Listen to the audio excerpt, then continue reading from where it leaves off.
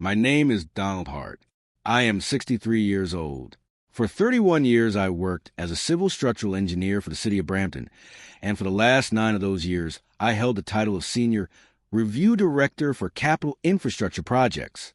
I retired at 58. I drive a 2009 Civic with a cracked dashboard and a passenger seat that won't recline all the way. My brother Raymond used a joke that I dress like a man who had quietly surrendered. He said it at family gatherings, at Christmas dinners, at my daughter Claire's graduation party in June of 2019 out on the back patio. He said the way people say things they have rehearsed over a long time with a smile broad enough to make it sound like affection, while everyone else in the room quietly understood it wasn't. I didn't mind. I had stopped minding Raymond a long time ago.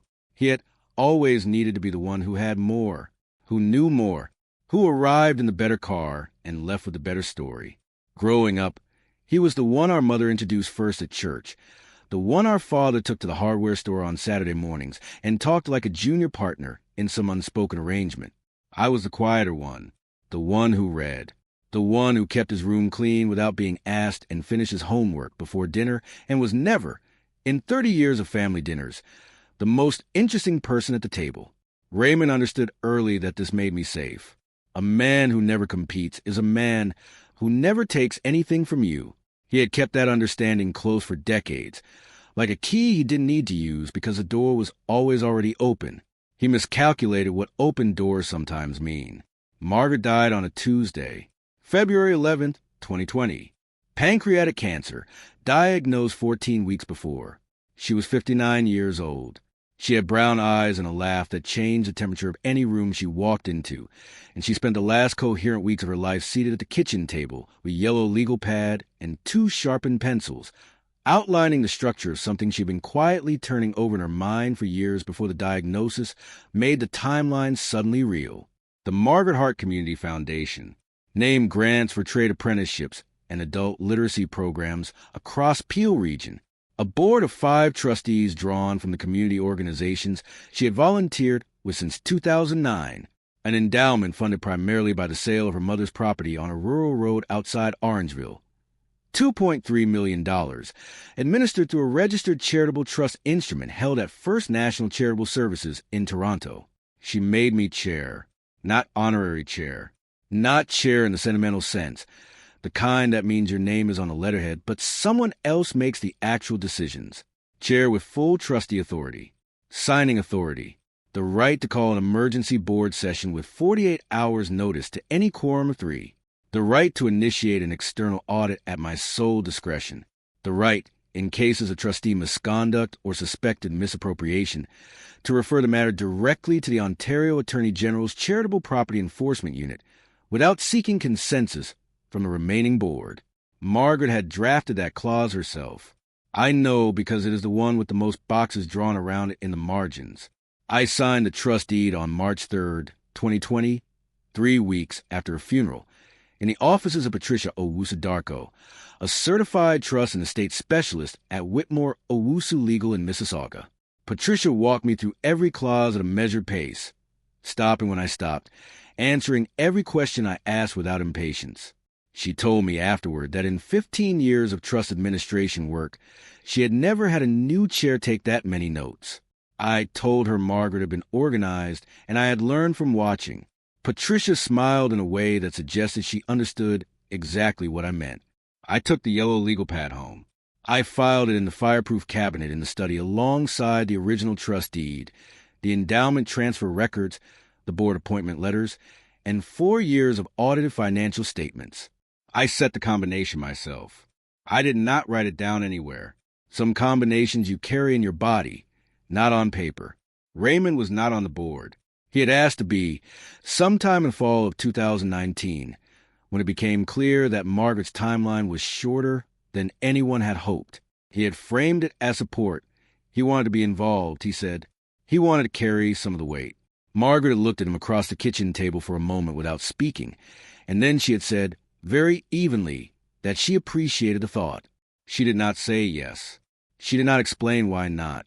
She never discussed it again, and neither did I. Some decisions arrive already complete. In the 2 years after Margaret died, Raymond and I occupied the same family calendar the way strangers share a waiting room. Present, civil, careful, with nothing exchanged that either of us needed to keep. We saw each other at my niece Diane's wedding in August of 2021, at our mother's 80th birthday lunch in March of 2022, at a cousin's retirement party that September. We spoke briefly at each. He asked about the foundation once, at Diane's wedding, standing at the bar with a glass of something amber, and I told him it was doing fine. He said he had heard the endowment had grown. I said it had done all right. He nodded and turned back to the bar. I noticed things in those years. That was my profession for 3 decades, noticing things. Noticing the place where the load-bearing calculation doesn't align with the site survey. Noticing the discrepancy between what a contractor submits and what the inspection photographs show. You do that work long enough, and it changes the way you move through the world. Not with suspicion, exactly. More with a kind of low-grade attentiveness that you cannot turn off even when you want to. Raymond noticed things too. He noticed that I had grown quieter since Margaret died, that I no longer stayed for the full run of family events, arrived on time, stayed an hour or two, and then drove home alone. He noticed that I had stepped back from most of my social connections outside the immediate family, that I spent most weekends at the house, working in the yard or sitting in the study with a book or reviewing the foundation's quarterly reports. He noticed, I think, that I had canceled 2 planned driving trips in 2022 and that my Christmas cards that year were shorter than usual. He interpreted all of this as drift, as diminishment, as a man going soft at the edges after a significant loss, becoming easy to overlook and therefore easy to underestimate. He was not entirely wrong about the drift. Grief does that. It pulls the floor out from under the ordinary rhythms of your life and leaves you rearranging things in the dark for longer than you expect, longer than you tell anyone, longer than feels reasonable, longer than the people around you have patience for. But he was wrong about what that drift had cost me. I had not lost my capacity for attention. If anything, the quiet of those years had sharpened it. When you are suddenly alone in a house you shared with someone for 31 years, you notice everything. The quality of the silence at different hours. The way certain papers feel in your hand after they have been handled and replaced. The specific resistance of a drawer that was fully closed in the morning and is not fully closed when you return in the afternoon. I noticed that in late April of 2023, a Thursday, I had been out for a walk, 2 miles around the neighborhood, the same route I'd walked every weekday afternoon since Margaret died, past elementary school on Chestnut Avenue, and back along the creek path that runs behind the subdivision. I got home at 4:22 p.m. I hung up my jacket. I went to the study to check the time on the foundation's upcoming board meeting, and I saw that the second drawer of the fireproof cabinet, the drawer containing the trust deed and the original endowment transfer records, was not fully closed. I had opened that drawer at 8:45 that morning to file a copy of the March quarterly report. I had closed it. I was as certain of this as I am certain of my own name, because closing that drawer had been the last thing I did in the study before I left the house, and I had checked it twice the way I check everything twice, the habit of a man whose profession required that the thing you verified yesterday does not exempt you from verify it again today. I stood in the doorway of the study. For a moment, I did not touch the cabinet. I looked at the drawer, at the 1/4 inch of gap between the drawer face and the cabinet body, and I thought about what Margaret used to say when one of our children came to her with a problem that felt too large to approach directly. Start with what you know, not what you fear. What you know. What I knew. The drawer was open. I did not call Raymond. I did not call anyone that evening. I made dinner, ate at the kitchen table with the radio on low, washed the dishes, and sat with book until 9 o'clock. Then I went to bed. The next morning, Friday, April 28th, at 9:14 a.m., I called Patricia Owusu-Darko. I told her I wanted a complete audit of the trust's transaction history for the preceding 18 months. I told her I had a specific reason for the request, but that I wanted to see the numbers before I said anything more. Patricia asked no unnecessary questions. She said her associate would begin the review by end of the following week. I thanked her and hung up. Then I made oatmeal and ate it standing at the kitchen window, looking at the yard. The audit came back on May 9th, 2023. Patricia called me at 2:30 in the afternoon. She asked if I was sitting down. I told her I was. I was in the study, in Margaret's chair, with the yellow legal pad open on the desk in front of me. She walked me through what her associate, Marcus Webb, a forensic accounting analyst at Whitmore Owusu, had found when he pulled a trust transaction archive from First National Charitable Services. On April 19, 2023, a transfer authorization form had been submitted to First National by courier delivery. The form bore my signature, Donald R. Hart, Chair, Margaret Hart Community Foundation, authorizing a transfer of $187,400 from the Foundation's reserve endowment account into a personal holding account registered under the name Hart Capital Consulting, Incorporated. The transfer had cleared on April 21st, 2023, at 11:07 a.m. I had not signed that form.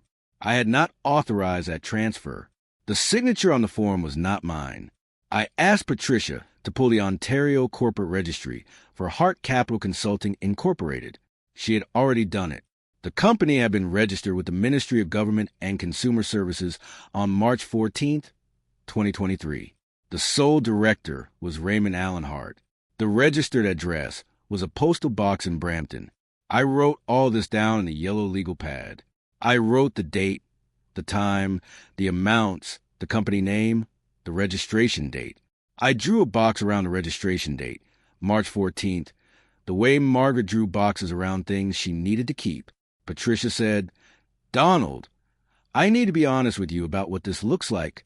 I said, "I know what it looks like. What I do next." She said, "You don't do anything tonight. I'm calling Evelyn." Evelyn Marsh was a senior partner at Whitmore Owusu who specialized in trust fraud and civil enforcement. I had never had cause to work with her before. Patricia told me later that Evelyn had worked jointly with investigators from the Ontario Attorney General's Charitable Property Enforcement Unit on 6 previous cases involving misappropriation of registered charitable assets, that she had a professional relationship with the unit's senior investigators, and that in trust fraud cases specifically, speed and precision in the first 72 hours determine more the outcome than almost any other factor. Patricia called Evelyn at 2:51 p.m. on May 9, 2023. Evelyn called me at 3:17 p.m. She had already reviewed the audit summary Marcus Webb had prepared. She asked me 4 questions. She asked whether I had touched the cabinet since discovering the open drawer. I said no. She asked whether I had spoken to Raymond since receiving the audit results. I said no. She asked whether I had told anyone else, any family member, any friend, anyone at all, what I had found. I said no. She said, "Good. Keep it that way until I tell you otherwise. I'll file the application first thing tomorrow morning." I thanked her. I hung up. At 8:47 p.m. that evening, my phone showed a text message from Raymond's number. "Thanks for the contribution, Donald. I'm sure Margaret would have wanted the money to go somewhere useful. Tell her I said thanks for the gift." I read it twice. I set the phone face down on the desk. I picked up a pen and wrote down the exact time in the legal pad. Then I photographed the text message, sent the image to Patricia's email, and wrote the Word documented next to the timestamp. I did not respond to the message. There was nothing to say. There never is in those moments, not because there is nothing true, but because the truth has already moved beyond the point where saying it out loud changes anything. The people who take the most are not deterred by words. They are only deterred by the kind of consequences that arrive with a court seal and a professional signature and a paper trail that began 3 weeks before they thought to start watching. I went to bed at 10:30. I slept reasonably well. That surprised me, afterward, that I slept, but I think I understood, somewhere below the level of conscious thought, that the thing I had promised Margaret had already been set in motion. There was nothing left to do that night.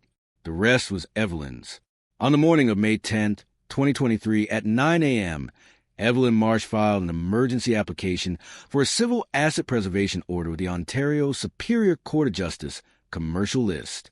The application named Raymond Allen Hart as respondent and Hart Capital Consulting, Incorporated, as the corporate instrument of the alleged misappropriation.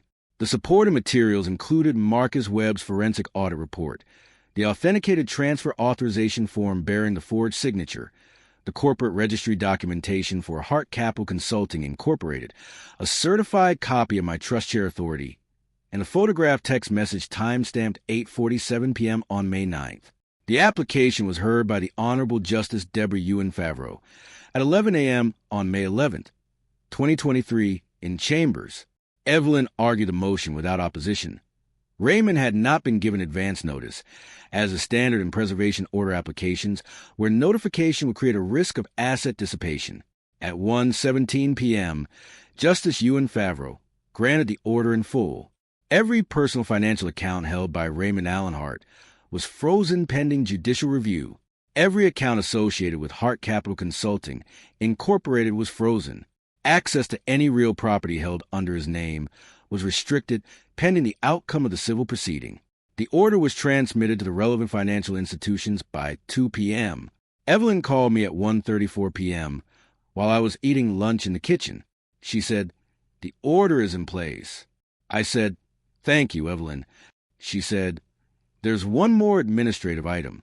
Because the Margaret Hart Community Foundation is a registered charitable entity, the misappropriation has triggered a mandatory reporting obligation to the Ontario Attorney General's Charitable Property Enforcement Unit. An investigator named Gareth Souza will be reaching out to you directly. He'll want a formal statement and a complete document review. He's thorough, he's experienced, and he is not someone you need to manage. Just answer his questions directly and give him everything he asks for." I said I would. She said, "Donald, you handle the first 72 hours exactly right. Don't talk to Raymond.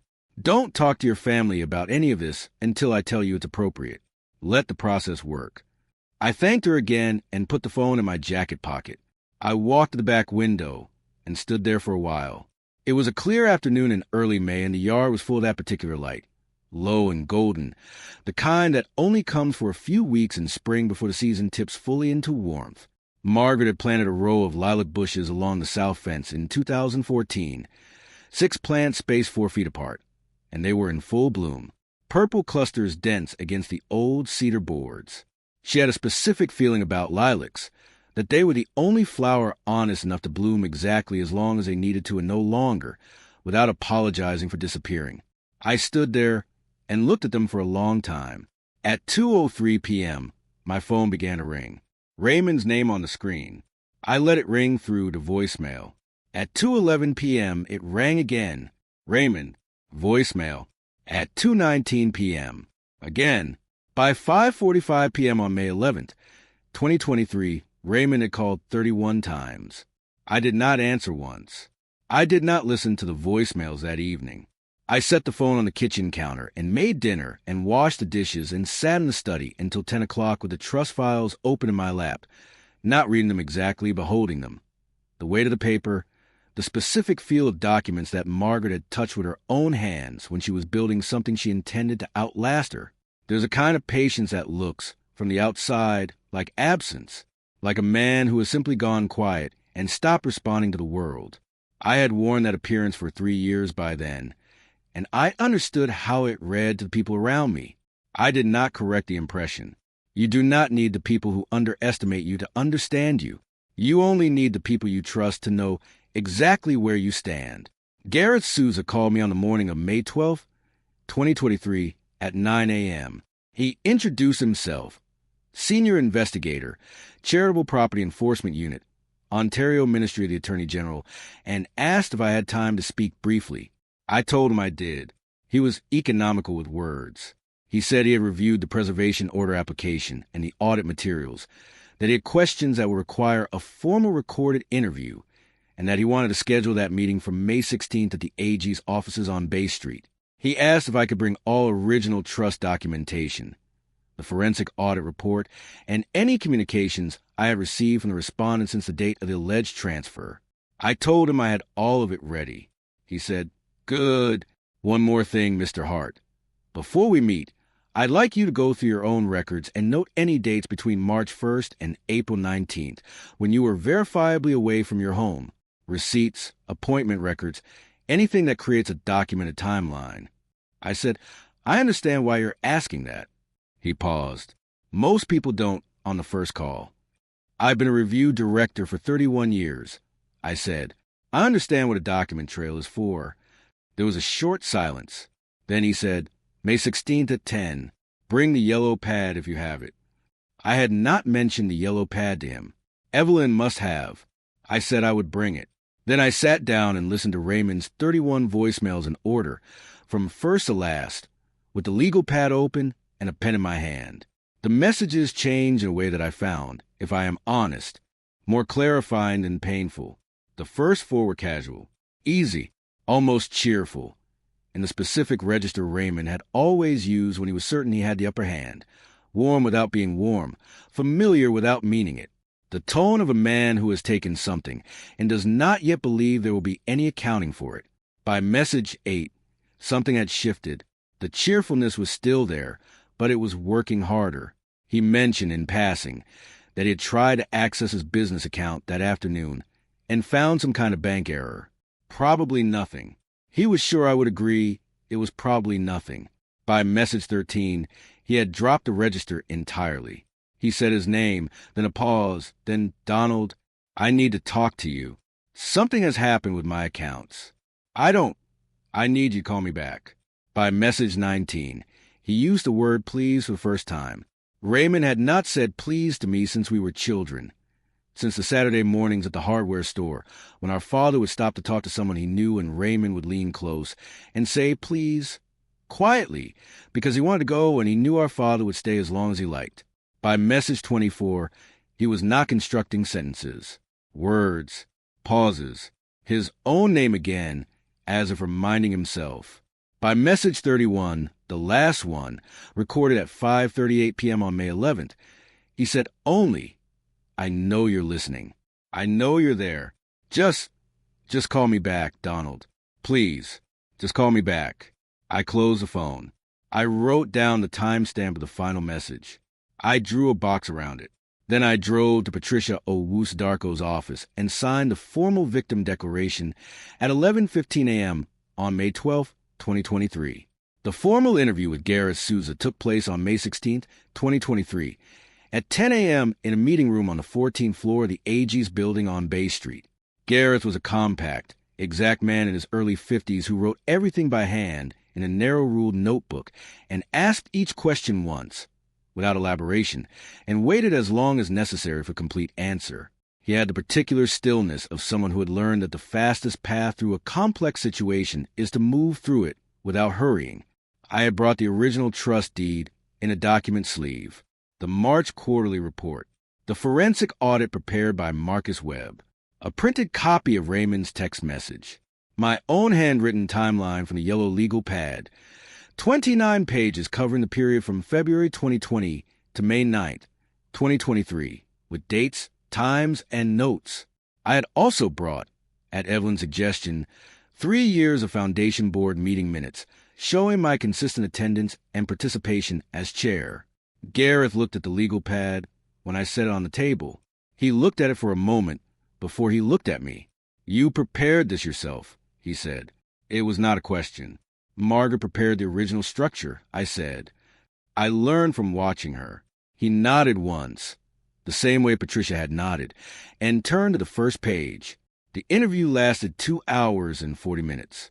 He asked about the cabinet combination and how I had noticed a drawer. He asked about Raymond's access to the house, whether Raymond had a key, whether he had visited recently, whether I could identify any specific dates when he might have had unsupervised time in the study. I told him about the March retirement party, that Raymond had arrived early, and I had been in the backyard with the barbecue for approximately 40 minutes, while he was inside with my daughter Claire and her husband. I had not, at the time, thought anything of it. Gareth wrote for a long moment. Then he said, "The transfer authorization was couriered from a location in Brampton on April 18th. We're pulling the courier manifest." I said, "I was in Collinwood on April 17th and 18th. Driving trip I'd rescheduled from the previous fall. Hotel receipt, gas receipts, a coffee shop receipt from the morning of the 18th. He looked up. "You have those." "I have those." He closed his notebook. "Mr. Hart, I want to be straightforward with you. Based on what you brought today and what Evelyn Marsh's application established, this is not a complicated investigation. It is a thorough one. There are people who believe those are the same thing. They are not." I said, "I know." How long? He asked. Did you work in Capital Infrastructure Review? 31 years. He picked up his pen again. Then you know better than most that the structure matters more than the speed. I said that was exactly right. The weeks that follow were quiet in a way that legal proceedings are quiet from the outside. Nothing visible happening. Everything moving beneath the surface at a pace set by institutions and their specific rhythms, not by the people caught inside them. I went for my afternoon walks. I worked in the yard. I reviewed the foundation's next grant cycle and signed the approval letters. I attended a board meeting on May 24th and reported to the 4 remaining trustees that the endowment's integrity had been compromised, that full remediation proceedings were underway, and that the matter was in the hands of qualified legal counsel. The board members, 3 women and 1 man, all people Margaret had known and trusted for years, listened without speaking until I finished. Then Eleanor Vance, the longest-serving trustee and the woman who had given a eulogy at Margaret's funeral, said, "Donald, did you know?" I said, "I suspected something in late April." I called Patricia the next morning. Eleanor looked at me for a long moment. Then she said, "Good." That was all. The meeting continued. On June 4th, 2023, Evelyn Marsh filed a formal civil recovery action in Ontario Superior Court, naming Raymond Allen Hart as defendant and seeking full restitution of the $187,400, legal costs, and administrative damages totaling an additional $42,000 for the cost of forensic audit, the preservation order proceedings, and investigative cooperation required by the AG's mandatory reporting protocol. On June 12th, I received a call from my daughter Claire. She had heard from our cousin Dennis that Raymond was having difficulties. She did not know the specifics. She asked me if everything was all right. I told her that a legal matter was being handled, that it would be resolved properly, that she did not need to worry. She was quiet for a moment. Then she said, "Dad, what did he do?" I said, "He took something that belonged to your mother's foundation. We're getting it back." Another silence. Longer. "Okay," she said finally. "Do you need anything?" I said, "No, I'm fine." "Are you actually fine, or are you Dad fine?" I told her I was genuinely fine. She said she would call again at the weekend. She did. On June 14th, 2023, Raymond's only active consulting retainer was terminated.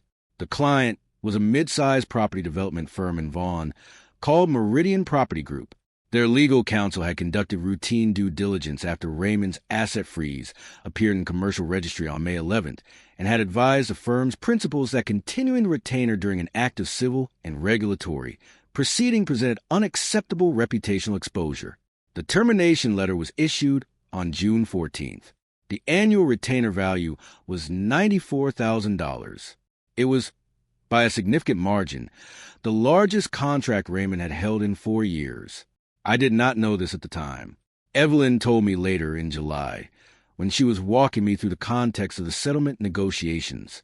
On June 19th, 2023, Raymond's personal solicitor, a man named Paul Gregg from a small Brampton firm, contacted Evelyn to discuss the possibility of resolution outside full litigation. Evelyn described the meeting to me afterward. She said Paul Gregg looked like a man who understood the architecture of the situation, but had a client who was still in the process of fully accepting it. She said he used the phrase cooperative resolution 4 times in the first 15 minutes. She said his client's position was that the transfer had been a misunderstanding arising from ambiguous language in an informal family conversation about the foundation's future direction. Evelyn told him that there was no informal family conversation that authorized a forged signature, a fraudulently registered corporation, and a $187,400 transfer from a registered charitable endowment. She told him that if his client wished to characterize it differently, the characterization could be made in front of Justice Ewan Favreau, and that the transcript of Raymond's 31 voicemails, which Garassus's unit had already reviewed in full as part of the mandatory proceeding, would be part of the record. Paul Gregg asked for 3 weeks to advise his client. Evelyn gave him 2. The full restitution settlement was reached on July 22nd, 2023, at 3:15 p.m. Every dollar of the $187,400 was transferred back to the Foundation's reserve endowment account by end of business that day. The legal costs and administrative damages were settled at $38,000, paid by Raymond personally. Hart Capital Consulting Incorporated was voluntarily dissolved as a condition of settlement. Its corporate registration surrendered to the ministry on July 25th. The Ontario AG's Charitable Property Enforcement Unit formally closed its criminal referral file on August 3rd, 2023. Following notification of the civil resolution, Evelyn had made clear from the earliest stages that my primary interest was the return of the money to Margaret's foundation, not Raymond in a courtroom, not a criminal conviction. The foundation whole, Margaret's work intact. Raymond signed the settlement documents at 3:15 p.m. in Paul Gregg's Brampton office. I was not present. Evelyn called me while I was in the backyard. I had been cutting the grass. I turned off the mower and stood in the July heat, the smell of cut grass and engine exhaust mixing in the still afternoon air, and I listened to Evelyn go through confirmation. She said, "It's done, Donald. Completely done. Every dollar is back." I said, "Thank you, Evelyn. Truly." She said, "I want to say something to you. The way you kept those files, the cabinet, the timeline, the timestamps on every communication, the photographs, the yellow pad, that is why this went the way it went. A lot of people in your position would have called their brother the night they found the drawer open, and by morning there would have been nothing to file." I said, "Margaret kept the pad first. I just learned the habit." There was a pause on the line, a short one. "Well," Evelyn said quietly, "say something to her for me." I thanked her again. She said goodbye. I stood in the yard for a moment longer. The lilacs were long past by July. They had finished in early June, the way they always do, exactly as long as they needed to and no longer. But I could see the spot along the south fence where they had been. The leaves still full and green, waiting for another spring. I finished the lawn. I put the mower away. I went inside, washed my hands at the kitchen sink, and made a cup of coffee. I sat in the study for a while, in Margaret's chair, with the yellow legal pad on the desk in front of me. I turned to the last page with writing on it. The timestamp of Raymond's 31st voicemail, the box I had drawn around it. I turned to the next blank page. I wrote the date, July 22nd, 2023. I wrote, resolved, everything returned. I drew a box around it. Then I closed the pad, put it back in the cabinet, and closed the drawer all the way. Raymond and I have not spoken since May 9th, 2023. I expect we won't. I have thought about what to feel about that in the quiet evenings when there's time to think about such things. And what I have arrived at is not anger and not satisfaction, and not grief. Exactly. It is something closer to the specific peace that comes when you set down something heavy you have been carrying for a long time. Not because you wanted to, but because the carrying finally served its purpose and there is nothing left it needs to do. Some things that break do not benefit from repair. They benefit from being set down carefully, so that what remains of them stops doing damage to everything around them. I set Raymond down. I did it without performance, without a speech, without needing the room to understand what had happened or why. The consequence arrived through the proper channels, at the proper pace, with the proper documentation. That is what Margaret's system was built to do. I only had to use it. There is a kind of strength that does not announce itself. My father was not a philosophical man, but he said one thing I have carried for 40 years. A patient man never runs out of time. I was young when he said it, and I thought I understood it. But I understood it the way young men understand most true things, abstractly, at a distance, without the weight of lived experience to give it density. It took decades in a fireproof cabinet, and a woman who drew boxes around the clauses she needed me to remember, for the phrase to settle into something I actually knew rather than merely believed. Real patience is not performance. It is not a control face over a burning interior. It is structural. It lives in the habits you build when no one is watching, the drawer you close twice, the documents you date and file, the calls you make before you need to make them, the people you keep close who are competent and quiet and do not need to be asked twice. It does not require an audience. It only requires that you know exactly what you're protecting and why, and that you never confuse those two questions with each other. Margaret knew. She left me the tools. She left me the chair and the signing authority and the 48-hour notice clause. She left me Patricia and Evelyn and 5 trustees who looked at me across a boardroom table in late May and said, in the way that competent people say things, that I had done it correctly. She left me the yellow legal pad. I kept the promise. 3 things from that summer. A yellow legal pad with 31 pages of Margaret's handwriting and 29 pages of mine. A preservation order signed by Justice Ewan Favreau at 1:17 p.m. on the 11th of May. And 1 phone with 31 missed calls that I listened to once and never played again. If you were listening to Message 13, the one where Raymond said his own name and then went quiet, you heard the exact moment a man realized that the door he thought was always open had been closed. Have you ever heard that in someone's voice? Tell me in the comments when you recognized it. If this story stayed with you, like and subscribe. We'll be here next time with another real story about what families build and what they break, and the people who quietly hold both. This is Donald's story. Thank you for listening.